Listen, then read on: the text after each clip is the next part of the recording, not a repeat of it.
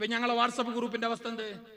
കുടുംബ കൂട്ടായ്മ, കുടുംബ മീറ്റ്, കുടുംബ സമ്മേളന, കുടുംബ സമ്മേളനം അറിഞ്ഞിട്ട് വാട്സപ്പ് ആക്കിന. എന്നിട്ട് എല്ലാരും ഉണ്ടെങ്കിലും അമ്മജിന്റെ മോള് മറിയ, യൂസുഫിന്റെ മോള് സൽമ, ബോംബെയിലുള്ള കുബ്രാന്റെ മോൻ ഹമീദ്, ശിവമൊഗത്തെ മുനീറിന്റെ മോൻ ജാഫർ, മലപ്പുറത്തെ മുന്നി, ഏതോ നിലക്ക് സംബന്ധമാണ്, കുടുംബാണ്.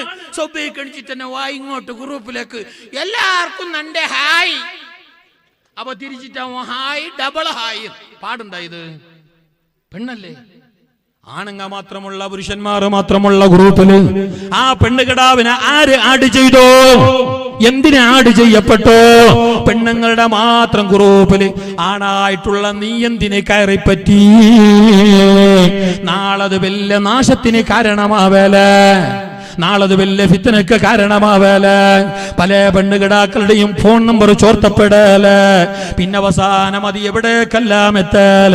അല്ലാഹ് കാക്കട്ടെ.